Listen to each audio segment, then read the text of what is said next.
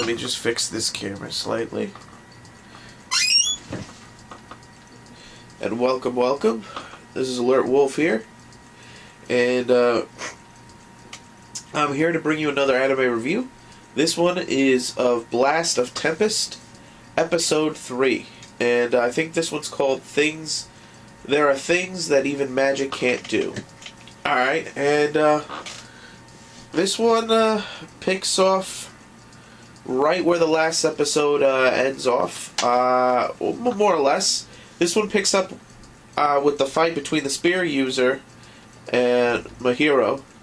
I think I finally got his name right. And you start to see their epic clash. And Mahiro is a good fighter, but he's really not a good match for this guy, because his talismans keep burning out as they fight. So this fight scene is pretty awesome. They're going head to head, you know, and Mahiro has to run away. So he runs in a parking garage, and he's like, "Oh man, I'm hungry." You know, he's like, "What am I gonna do?" He's like, "Why didn't you tell me?" Talking to the princess, that this guy was so tough, and I'm not really a match for him. And she's like, "But I did tell you, stupid." And then when he says he's hungry, all of a sudden there's the Snickers bar. "What's up?" His boy's there in time. He's like, "What? What are you doing here?" He's like, "Well, I can't leave you alone, fool." So then they go to run away. The spear user chases them. They set a distraction up, and they flee to the building next door. He's like, "What can we do with, you know," they're talking, and whatchamacallit, Yoshino. Yoshino is like, what can we do with just defensive and speed magic, you know? He's like, "Magic isn't just used for that, watch this." What? And he used it to heal himself, see? And he's like, his buddy, Mahiro's like, "See, we don't even need doctors." So he hands him the little tiki doll thing, and he's like, "Listen, I'm gonna go fight this guy. Princess, you know, to the princess, go explain what's going on," basically. And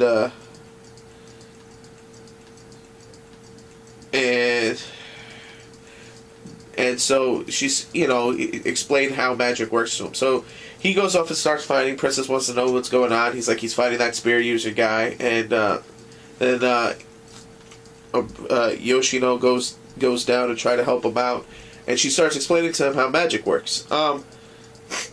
Basically, magic works two ways. One, their magic draws on the power of the Tree of Genesis. I believe that's what it's called. Or is it the Tree of Beginnings? Whatever. Is it Genesis? Beginnings? Genesis? You know, let me double check. I think it's the Tree of Beginnings. There we go. Alright. And basically, the first way you use it is someone from the clan can use their voice to declare magic. And what that means is similar to how, well, you know, I'll get into that in a second. But then the next thing they get into is you have to make an offering of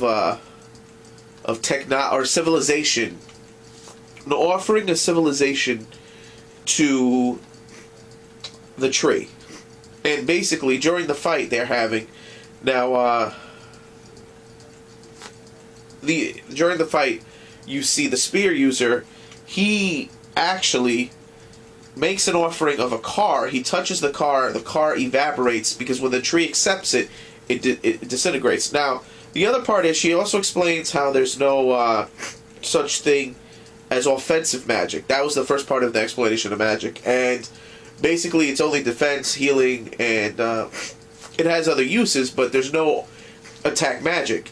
But he's like, how's he using the spear? Because she's like, technically the tip of the spear has a defensive force field on it, and he's using the force field that's used for defensive and speed to basically destroy stuff around it. She's like, it's just a side effect, but it's really defensive magic. So you get that, and he wonders how. He's like, but wait a minute, when I use my talismans, they work fine. And she's like, that's because I declared them, which is a high level technique. So she is able to use the first technique because she's of the clan and she's able to imbue things with magic because she declares them so because she's able to do this.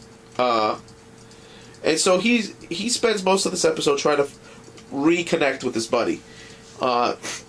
Meanwhile, the fight gets more and more intense. Basically, Mahiro, he starts to like burn through the talismans, and he just keeps replacing them.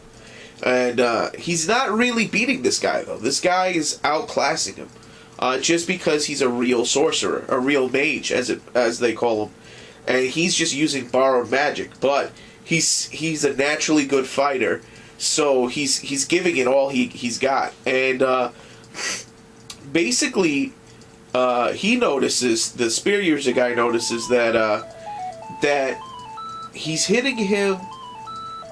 He's gotten better since his friends came into the picture. And he even says that. He's like, oh, is this because your buddies around you all of a sudden fighting better? And he's like, nah, man, I'm just taking you a little bit more serious. Just a little bit. And so the fight just intensifies. They start fighting through the town. And, he's not winning the fight. So he keeps having to get away, regroup, and then try to come up with a plan to fight this guy. And again, he's burning through his talismans way too fast. So you get a point. He's hiding in a police station or a police booth, and he's cut out his face, and he's thinking, man, I can't beat this guy. And then he hears his sister's voice, and there's a flashback when he was sick and she was taking care of him. She's like, and he's like, oh man, this is gonna kill me. Talking about the headache and being sick, and she's like, you're stronger than this. This wouldn't kill you. And he's like, you're absolutely right. I am stronger than this. And we flash back to the present, and so he picks up the guy's gun and leaves his phone behind. Meanwhile, his buddies, Yoshino, is still trying to find him, and they look all around, and he's still talking to the princess on the other end of the phone, or not phone, but you know what I mean. He also asks a question of her, can you use magic to bring somebody back from the dead? And the way she explains how magic worked before, I left this part out of the explanation, which is their magic is used to protect the logic of this world, meaning they cannot break too much the rules of nature. So and she says, what do you think bringing somebody back would be? He's like, yeah, that would definitely be an illogical use, so it can't be done. And there you go. That's why they can't. They're guardians of the logic of this world. And he's starting to figure stuff out, and he's starting to notice things. Like he noticed how when the people were offered as sacrifices and they turned to stone, they weren't disappearing. So he's wondering what's going on with that. And she's also trying to figure him out, because she's like, she's basically like, she doesn't know what to make of this guy, because he seemingly can size things up pretty fast, and he asked him for a second. It sounded like he wanted to ask to bring back the sister, but she'd understand why he would want that. Because again, nobody knows he was secretly dating the sister, and when he refers to his girlfriend in front of his best friend, he refers to her as a living being, as opposed to somebody who's already dead. So there's that, and again, we go back to the police station. Remember, he had the gun. He left his phone behind, and he runs away.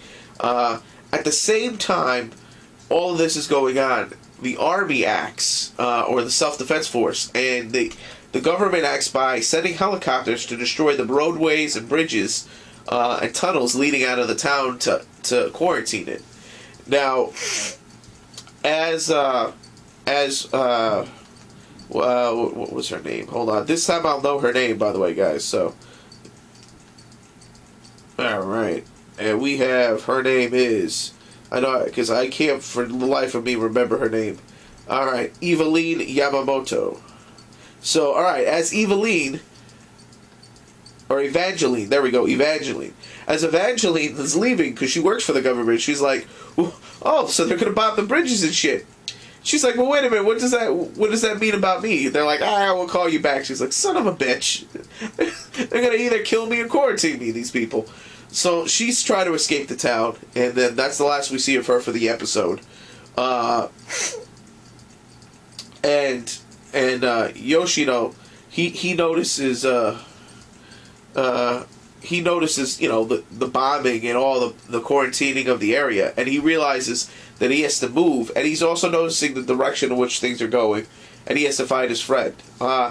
He finds the phone in the police station while tracking down his buddy, and he notices there's some blood on it, and he asks a question about the logic of using things, and then we flash back to the fight, and now they're fighting in front of a tunnel, and he's kind of running away because he's pretty much almost out of magic, or I think he is out of magic, and magical talismans, and he still has a plan.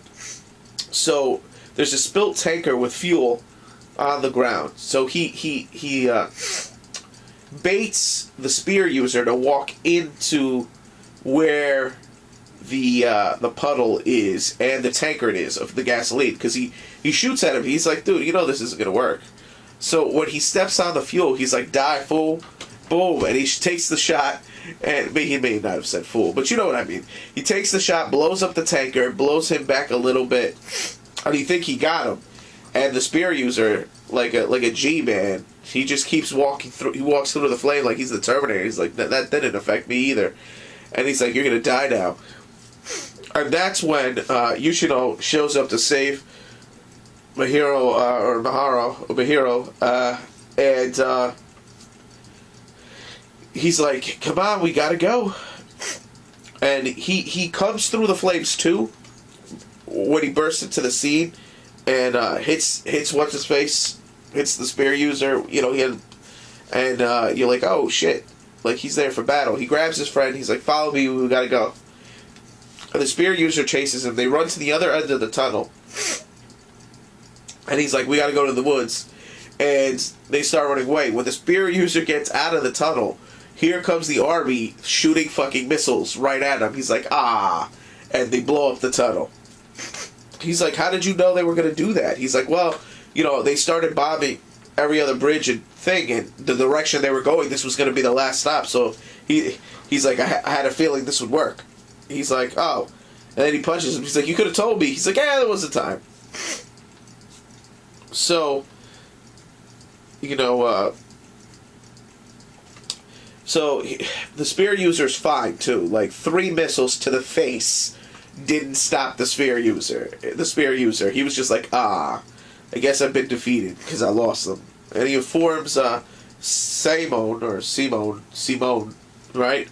He informed Simone that or Simone. There we go, Simone. That sounds better. Simone. He informed Simone that he failed. And he's like, don't worry about it. This is just balancing things out. Because it only makes sense that she would gain allies, but they're not enough. And don't worry, we'll handle them. And so, because this is a battle for the world and whatnot. And they escape. He lets them know they escape to a train, and he lets them know that we're gonna have to fight these guys, and we're gonna have to get stronger, because we're really not a match for them now, because they killed my sister. Somebody in the clan killed my sister, and Yoshino's like, really? And the princess is like, yeah, that's pretty much what happened. But she had no knowledge of it. So and Mahiro's like, oh, it's our fate.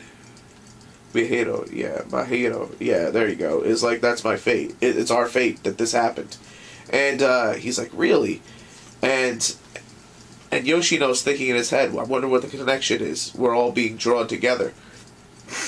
And so that's pretty much how the episode ends. And basically, again, this episode, I think I'm going to give a 4 or 5. There was a lot of action. You have a lot of... I love the fact that even with all the action that's going down in this show and in this episode, we're getting chunks of useful information rather quickly, but easily digestible. So we found out how magic works and how it can only do what's logical, or whatever that means. We found out the 2 ways you could use magic. We confirmed what we pretty much knew last week, which is somebody in the clan killed his sister. We also, confirmed the government's reaction was true to quarantine the area. So there's a lot of things going down, and the battle lines have been drawn, basically. And you know they're gonna eventually gotta go for the princess, because they're gonna need bigger guns to deal with these guys. They're gonna have to get better at using magic in a short amount of time. So I'm digging all of that. I like the pacing, basically, is what I'm trying to say of everything. The action scenes are awesome and crazy looking, and they're superhuman, but not too much and not too over the top, and I like it. And again, the rate of information is pretty good. So, and this episode, again, the action was phenomenal. The pacing was great. The story was good. So again, I'm gonna say this was a great episode. This is 4 out of 5. And I'm just saying, click it up if you like it. Subscribe if you can, comment if you must, and this is Alert Wolf signing out.